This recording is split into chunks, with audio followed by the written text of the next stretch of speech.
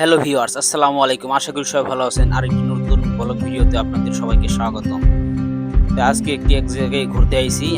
আমি যে জায়গায় থাকি ওই এলাকায় মার্কা নামে পরিচিত খুবই একটি ভালো পরিদর্শন এলাকা বলতে গেলে চলে। অনেক মানুষ, শুক্রবারে অনেক মানুষ আসে আর এখানে অনেক দোকানপাট হয়েছে। সবার প্রিয় জিনিস ফুচকার দোকান এখানে সবচেয়ে বেশি। আর এখানে শুক্রবার এখানে অনেক লোকজন আসে। পাশে একটা রেস্টুরেন্ট আছে, এখানে অনেক। আমি এই জায়গায় বেড়াইতে এসেছি, আমার মনে হয় যে বাড়ির এদিকে আছি, কারণ এই এলাকাটা একবারে পরিপূর্ণ গ্রামের মতো। খুবই সৌন্দর্য দেখায়, চারপাশে নদী, নালা, খাল, বিল সবই আছে এখানে। আর এখানে মানুষ, পাশে একটা বিল্ডিং দেখবেন, এটা হচ্ছে গার্মেন্টস ফ্যাক্টরি। খুবই সুন্দর পরিবেশ, মানুষ ঘুরতে আসে এখানে এই জন্যই, কারণ এখানে খোলামেলা চারপাশে নদীর স্রোত এবং বাতাসের তীব্র ঠান্ডা, খুবই সুন্দর দেখতে। আর এখানে অনেক মানুষ আসে কারণ এখানে শ্বাস নিতে পারে খুবই সুন্দর পরিপূর্ণভাবে। এই ঢাকার ভিতরের মধ্যে এরকম একটা জায়গা আছে, অনেকেই জানেন না, এর নাম হচ্ছে মার্কা। মার্কা জায়গাটা আসলেই আস্তে আস্তে উন্নত হচ্ছে। আগে এক সময় রাস্তা ছিল না, আর এখন দেখছেন এই যে ডেজারে বালু ফেলাইছে, রাস্তা হয়ে যাবে।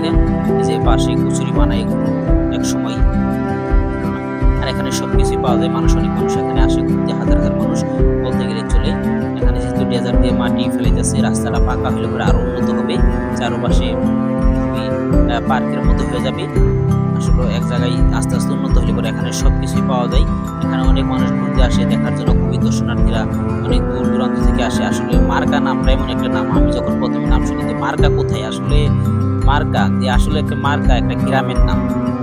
আগে ভাবতাম যে মার্কা মার্কা কি, মার্কা আসলে একটা গ্রামের নাম। এখানে যে নৌকা আছে, নৌকা দিয়ে চড়ে মানুষ ঘোরাফেরা করে, নৌকা ভ্রমণ করে। এখানে চটপটি, ঝালমুড়ি সবকিছুই পাওয়া যায়। মানুষ ছবি তুলে খুব ব্যস্ত, দেখছেন অনেক লোকজন বলতে গেলে চলে, হাজার হাজার লোকজন। এদের পাশে একটা বিশাল বড় বিল। আসলে এটা যখন পানি কম থাকে, শুকিয়ে জায়গা, তখন চাষ করে, ধান চাষ করে।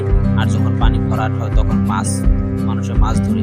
এই যে পাশে রাস্তার জন্য এখানে সবকিছু বালু, তারপর ইট, খোয়া, সিমেন্ট সবকিছু এনে রাখছে।